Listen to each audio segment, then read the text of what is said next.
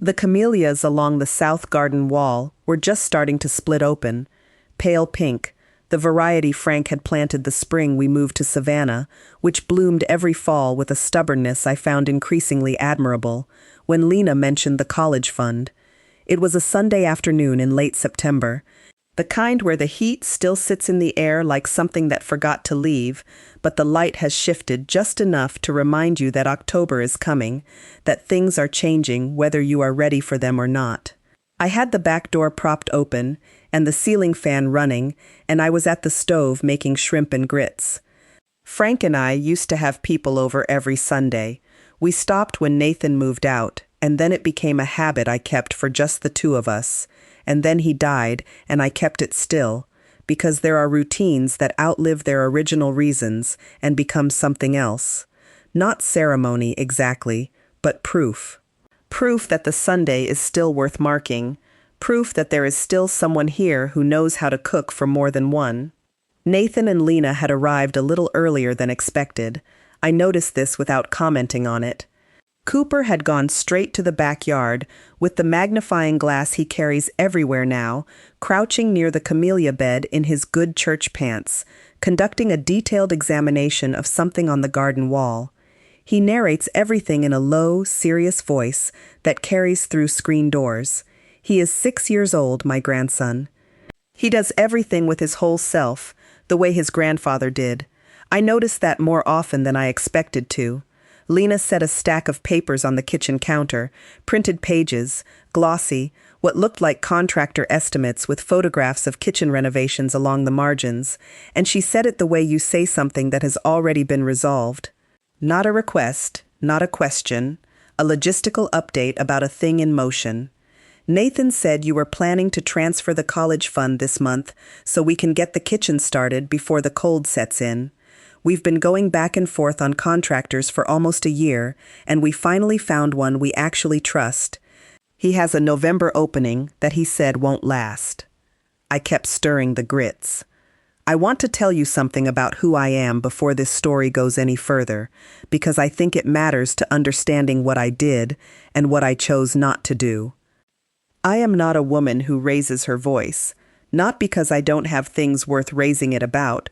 I've had plenty, but because I learned early that volume is the least efficient tool in the room. I spent 24 years in public education, the last 9 of them as principal of a school with 600 students, a staff of 62 people, and a parent body that included a surprising number of adults who believed that whoever was loudest was most right. What you learn in that environment is stillness, not silence. Silence is often read as weakness or as absence. Stillness. You stay present and unhurried, and you register every word exactly as it was said, and you do not respond until you know precisely what you are going to say and precisely what you want it to accomplish. My name is Gloria Haynes.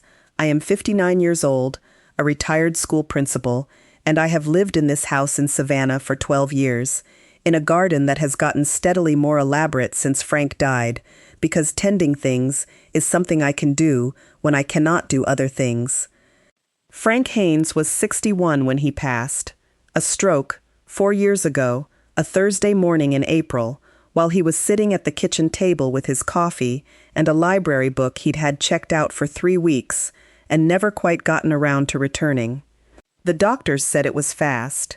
I have thought a great deal about what that sentence means and have not arrived at a conclusion that satisfies me, but I have accepted it as what people say when they want to be kind.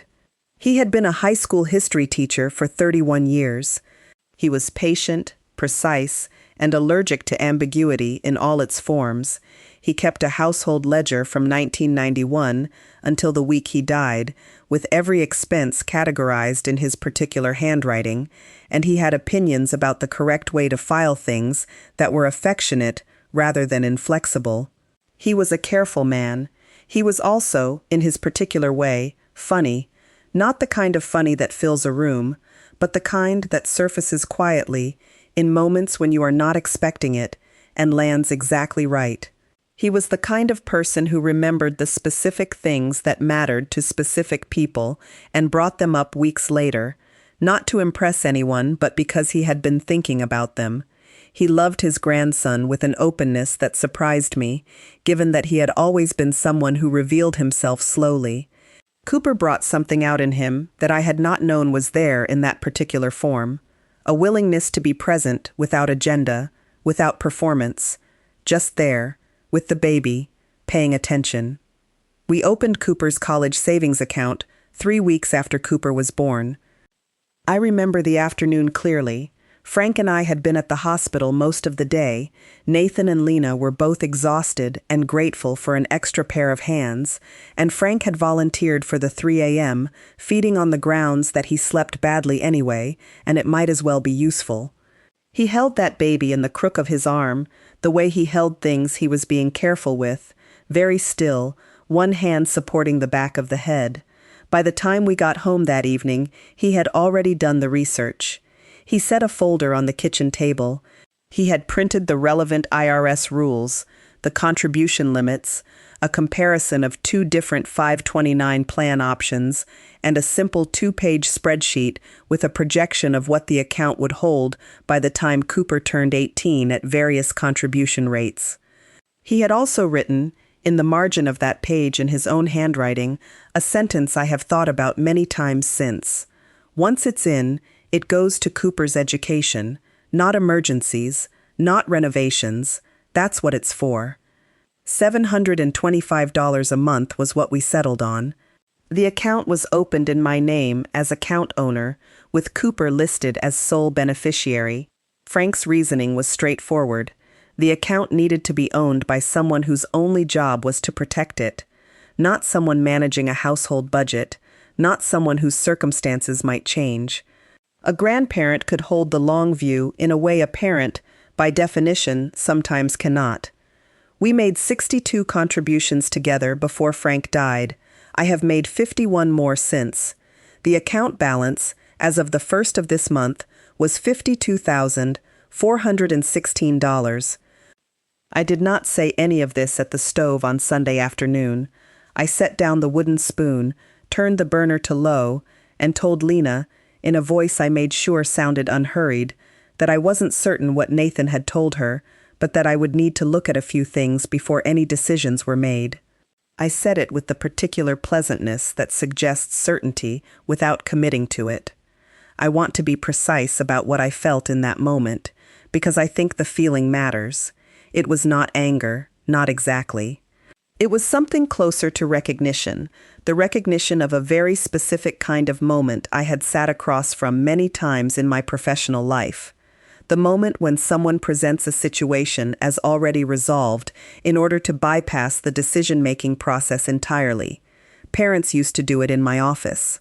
We already agreed Nathan would be excused for that exam, they would say, with a particular kind of confidence that suggested the agreement existed somewhere, with someone, and that I would feel foolish questioning it. That confidence always told me the agreement did not, in fact, exist. It was a performance of certainty, designed to make me feel that resistance would be the aberration. I recognized the shape of it. I did not show that I recognized it. Lena smiled.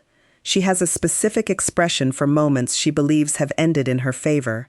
Not triumphant, more like the satisfied exhale of a person who can finally check a box she'd been worried about. She is 34, efficient in most things, and she has never, in 6 years of being part of this family, encountered a no from me that held beyond the initial conversation. She had no reason to expect this to be different. Nathan came in from the side porch, where he'd been on his phone. He is 36, tall and thin, the way his father was, with Frank's habit of tilting his head slightly when he's listening, and his own habit of not quite meeting your eyes when he's working up to asking for something. He poured a glass of iced tea and said, "So did y'all talk about the timeline?" I said we'd touched on it. I asked him to pass the butter. He passed the butter. He has sense enough to read me, usually. He did not push at the dinner table. Cooper came in from the backyard with a mason jar and a beetle and a fully developed theory about what the beetle ate and why. We ate dinner. We talked about nothing important. Nathan mentioned his job, a project he'd been on for 6 weeks. Lena mentioned a friend's new baby. I watched the light move across the back garden through the screen door and thought about Frank and his folder, and said very little. After dinner, Nathan took Cooper to see the camellias, and I washed up at the sink while Lena dried. We did not discuss the college fund. We talked about a recipe I'd used for the shrimp, and whether the heat was finally supposed to break. When they left, Cooper gave me a long, unprompted hug around the middle that lasted longer than usual, the way children sometimes do when they sense something without being able to name it. I stood in the driveway and watched their car until it turned at the corner. Then I went inside and looked at the account balance on my phone for a long moment. $52,416. Frank's number, Frank's intention, mine to protect. I put the phone back in my pocket and went to water the camellias. Nathan called on Tuesday afternoon. He opened with the weather. The temperature was finally turning, he said, which was good timing for a renovation project. Then, with the kind of conversational pivot that's been rehearsed but is meant to sound spontaneous, he arrived at what he'd called to say.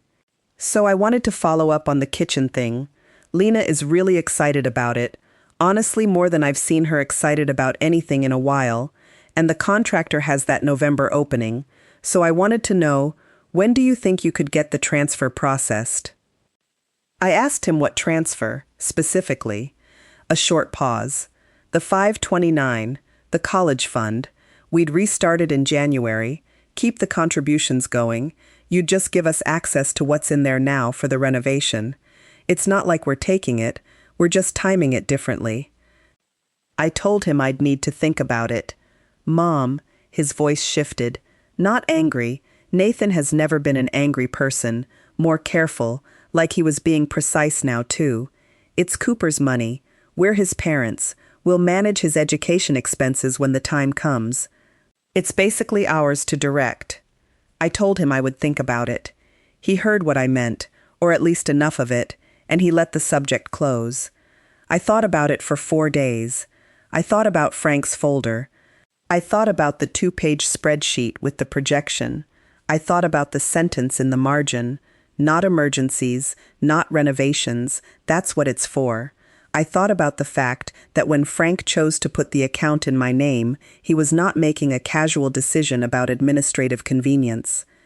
He was making a structural decision about who held the long view, and I thought about Lena's kitchen renovation estimate, which she had texted me the previous week as a just so you have the numbers kind of gesture, $41,600. I had scrolled through the line items carefully, because I am someone who reads documents, and I had noted, fourth from the bottom, in a font slightly smaller than the rest, an entry for a marble backsplash, $4,800. I had put the phone down and looked out the window for a while. On Thursday morning, I called Helen Park. Helen has been my financial advisor for 11 years. She is the kind of person who gives you the exact answer to the exact question you asked, without ornament, which is what I need when I am making decisions. I explained the situation. I asked her to walk me through what would actually happen if I redirected the 529 funds to Nathan for a home renovation. She was quiet for a moment. Then she said, "Gloria, the 529 isn't transferable in the way Nathan is describing. You are the account owner. The only qualified use of those funds is Cooper's education, tuition, required fees, room and board, books and supplies. A kitchen renovation is not a qualified education expense. If you withdraw for a non-qualified purpose, you pay income tax on the earnings portion of the withdrawal, plus a 10% federal penalty. The money doesn't become available for Nathan to use on a kitchen. That's not how the account works." I asked if Nathan could access the account without my consent. He is not the account owner. He has no standing to access, withdraw, or redirect these funds. I thanked her. I sat with that for a few minutes. Then I called James Okafor. James has been my estate attorney since the year Frank died. He is meticulous and precise, and he bills for exactly what he does and does exactly what he says. I told him what I'd told Helen. He confirmed everything she had said and added, "You have no legal or ethical obligation to redirect this account, Gloria. You set it up correctly. It's doing exactly what it was designed to do. If it would be helpful, I'm available to be copied on any correspondence." I told him I thought it might be. Over the following 10 days, Nathan called twice more. The first call was brief. He was checking in, which meant he was checking where I was, and I gave him nothing useful to assess. The second call was not brief. He'd thought about it. I could tell.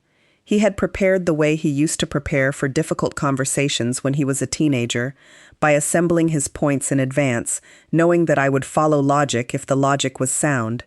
He said things that were true individually. The kitchen was the last major project. It had been deferred for years. Cooper would want a better environment as he got older. A better house was an investment. He was not wrong about any of it. Separately, he was wrong about what it added up to. In the days between Nathan's second call and his third, Lena sent me something. It was a video. She had texted it to me directly, not in the family group, which told me she had constructed it with some deliberateness. The video was a slow pan of their current kitchen, the cabinets that did not quite close right, the grout in the tile that had darkened with age, the lighting fixture over the sink that buzzed faintly. The camera lingered on each imperfection. At the end of the video, she had typed, "Just so you can see what we're working with. It really does need to happen. Thank you for thinking it over." I watched the video once. Then I set my phone on the counter and made a cup of tea and stood at my own kitchen window and looked at the garden. Lena is not a cruel person. I want to be clear about that. She is someone who pursues what she wants with a directness that is, in other contexts, a genuine strength. The video was not a manipulation in the sinister sense. It was the move of someone who genuinely believed that more information would resolve my hesitation, because my hesitation was, to her, simply a matter of not yet understanding how much they needed this. She thought I was unconvinced. She did not understand that I was not wavering at all. I did not reply to the video. And then he said it. "I know it's a lot to ask, but Dad always said family helps family. He would have wanted us to be able to count on each other. He wouldn't have wanted you to hold on to it just for the sake of holding on to it. I want to tell you about the use of a dead man's words in a living argument. It is, when you are on the receiving end of it, a particular kind of pain, not sharp, more like pressure. It is unanswerable in the conventional sense, because the person being invoked is not there to offer their actual opinion. Frank Haynes cannot call Nathan back to say, "That's not what I meant." He cannot sit at the kitchen table and open his folder and reread what he signed.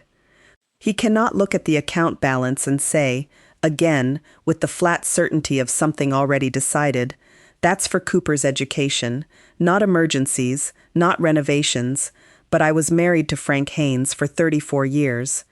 I knew the difference between the Frank who said family helps family, which he believed, and which he demonstrated over and over again with time, with presence, with showing up to things that mattered, and the Frank who sat at the kitchen table with his folder and said that's what it's for, with the tone he used for things that were not under discussion. Those were not interchangeable sentences. They were not the same man expressing the same idea in two different ways. They were two different Frank Hayneses, and the one who opened a 529 college fund and wrote the purpose in the margin in his own handwriting was not the one being invoked on that phone call. I told Nathan I loved him. I told him I would be in touch. Then I went to the desk in Frank's study, and I wrote an email. I wrote 3 versions. The first was too long, 2 paragraphs explaining the tax implications in detail, which was information Nathan hadn't asked for and which would have felt like a lesson. The second was shorter, but had a sentence in it that was, if I'm honest, intended to sting slightly, something about the difference between what Frank said and what Frank meant, and I removed it because that was not what the email was for. The third version was 57 words. Nathan, I've had a chance to review the account carefully and speak with both Helen Park and James Okafor. The 529 is structured so that the funds can only be used for Cooper's qualified educational expenses. Redirecting them for any other purpose would trigger federal tax penalties and would undo exactly what your father and I designed the account to do. This is not something I'm able or willing to change. I won't be discussing it further. James is copied here. All my love, Mom. I sent it at 8:43 on a Tuesday evening. It was the shortest version of what I had to say, and it said everything that needed to be said. Nathan did not call for 12 days. He texted once, the morning after the email, just my name, Mom, without punctuation. I replied, I love you, and put the phone face down on the counter and poured myself a cup of coffee and sat in the garden. The camellias were opening steadily by then, 1 or 2 new blooms each morning, the way they do when the season is right. Lena went quiet entirely. The contractor, I assume, moved on to a project with a clearer path to funding.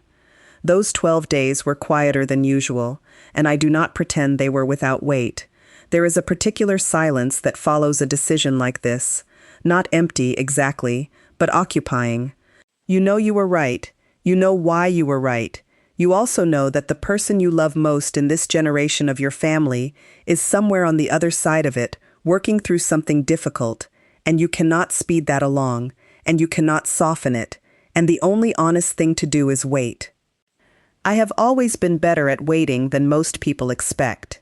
24 years in a school building teaches you that almost every important thing requires a period of quiet before it resolves. A student who is going to come around needs time to come around. A parent who is furious needs time to move through the fury before they can hear anything useful. A situation that looks stuck is usually not stuck. It is just moving at a speed that is difficult to observe from inside it. You learn to trust the process of time in a way that people who have never managed a school building sometimes do not. I weeded the camellia beds. I called my friend Adaeze and talked for an hour about her daughter's new apartment in Atlanta. I read 2 books. I made my monthly contribution to the 529 account, as scheduled. On the 12th day, Nathan called from his car. He said, I talked to James. I said, okay. He said, I didn't understand how it worked. Lena didn't either. We both thought, since it was in your name, that you could just move the money wherever, like it was a regular savings account. We didn't know it was restricted to education. I let that sit for a moment. We didn't realize, he said, more quietly. I said, I know. There was a long pause. Then he said, I shouldn't have said what I said about Dad. It wasn't fair. I knew it wasn't fair when I said it. I told him I appreciated him saying that. Is the money okay? He said. Cooper's money. Is it fine? Like, nothing happened to it. It is exactly where your father and I put it 6 years ago, I said.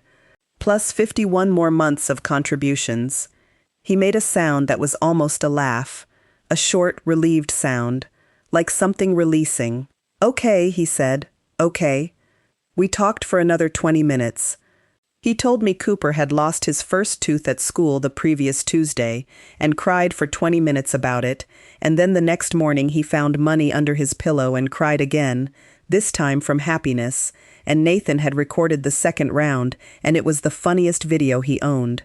He said Lena had been embarrassed when she'd actually read James's reply, not just about the account structure, but about the way she'd framed things at dinner, presenting it as already settled. He said she was embarrassed. I told him to send me the tooth video. He did, that evening. I watched it 4 times. Lena texted a few days after that. It said, I owe you an apology. The way I brought it up at dinner wasn't right, and I'm sorry. Short, not full of explanation or softening language.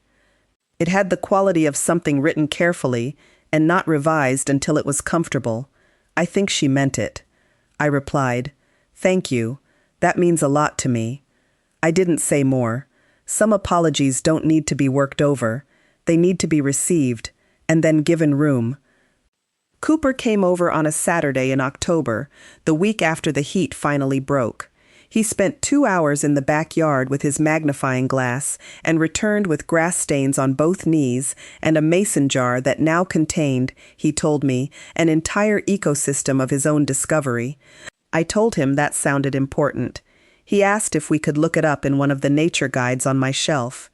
He sat on the floor in Frank's study for 45 minutes with the field guide open across his lap, his finger moving slowly along the index, lips moving slightly as he read. The photograph on the desk above him was the one from the hospital, Frank in the plastic chair by the window, Cooper wrapped in a white blanket, both of them squinting at the same light from the window. Frank's expression in that photograph is the one I think about most often. It is not quite a smile.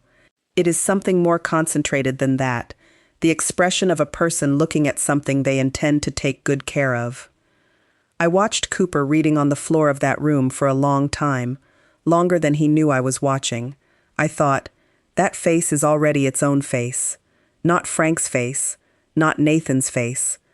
Something that is arriving on its own terms, with its own way of going still when it encounters something worth attention. The money in that account is for whatever that face grows into. I have kept thinking, in the months since all of this resolved, about what I would say to someone in a similar situation. Someone who made a careful promise for a specific person, not a vague promise, not a someday promise, but one with a dollar amount and a structure and a purpose stated in writing, and then watched it get treated as flexible because someone assumed it was. What I would say is this: generosity is not the same thing as availability.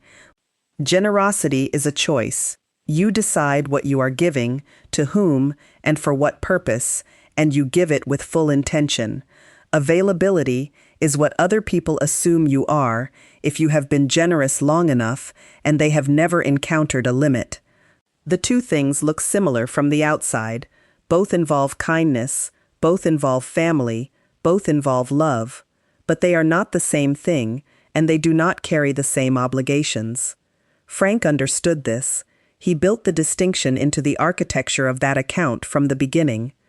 He made the money's purpose part of its structure, not an addendum, not an intention to be revisited, a structure, a thing that was, by design, not flexible. I think about him when I make the monthly transfer. I will think about him every month for as long as I am able to make it. The camellias along the south wall are going to be spectacular this year. The buds are sitting fuller than last year, more of them, taking up more of the light. Frank planted that row the spring we moved to Savannah, 12 years ago, and every year they open a little wider than they did the year before. That seems exactly right. If something in this story caught something in you, a promise you've kept quietly, or a boundary you've held even when it cost you, I'd love to hear from you in the comments. These things are harder to talk about than they look, and sometimes the most useful thing is just knowing someone else has been there too. This story is a work of fiction, written for reflection and entertainment. Any names, characters, and situations are the product of the author's imagination.